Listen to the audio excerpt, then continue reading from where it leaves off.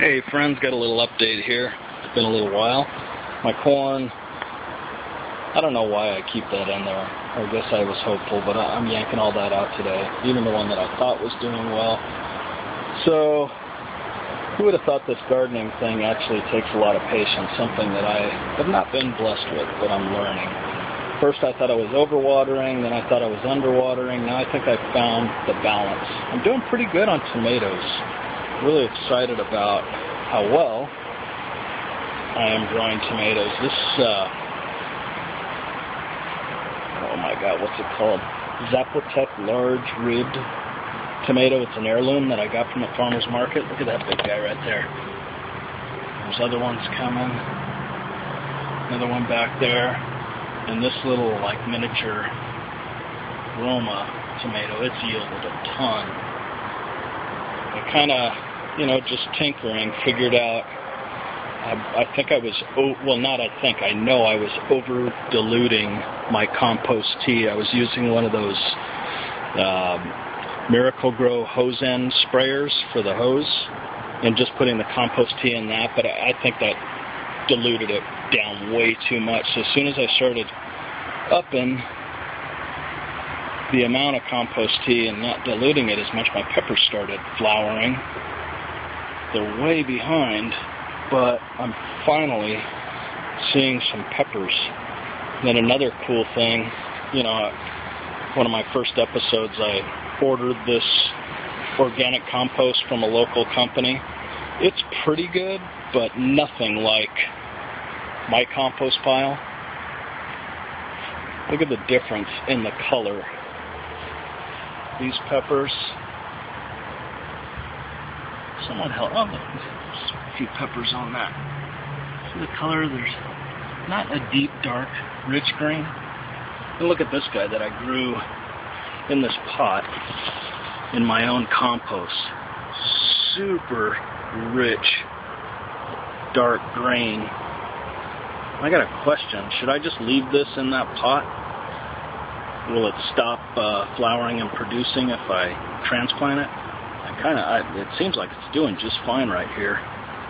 So I might just leave it in that pot. But you could really tell the difference in the size and the color of those peppers. And here's this beautiful potato vine that I chopped all the way down to a nub. It likes compost tea too. The cool thing about this, I get tons of bees and tons of hummingbirds. And there's my compost pile. When the leaves start falling off the trees out front in the fall, I'm going to make a couple more piles. But a little bit of that stuff goes a long way, and I'm learning. Let's go take a look at some of the other stuff.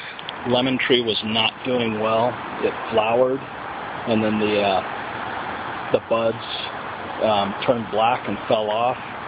So I thought I was underwatering it, watered it a little more, still not that great. And then when I upped the compost tea, it said, hey, I like that. So it's getting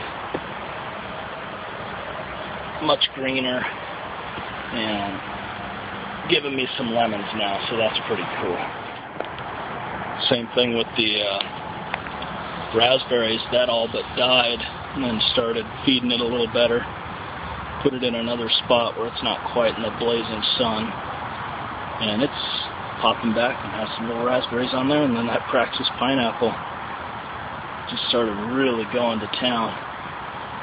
Nice and green, lush growth, pretty cool.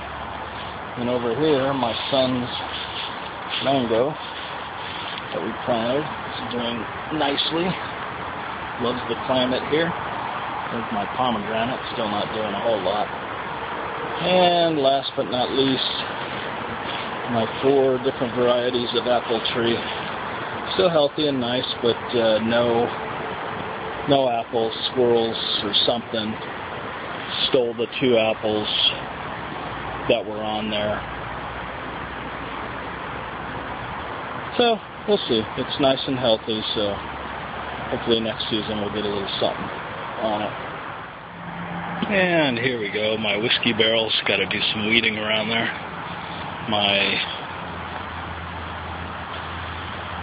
Okay, just had a stroke. What was I trying to say? Oh, my herb garden.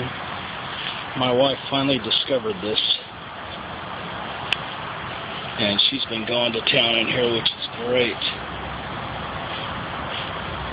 Another thing, my wife called my compost tea that filthy bucket of dirty water you have in the garage.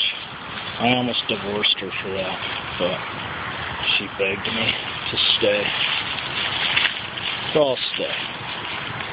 And question, maybe for Helio Forge or someone who knows strawberries. Are strawberries a perennial? Because these suckers are just lining off, and it looks like it's going to take over this whole area, which I don't care.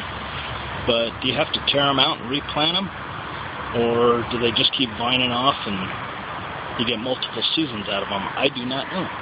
But strawberries that do come off those are really good. Okay, I think I'm going to wrap it up for now. Everybody have a good weekend. Or wait, a good week. It's Monday.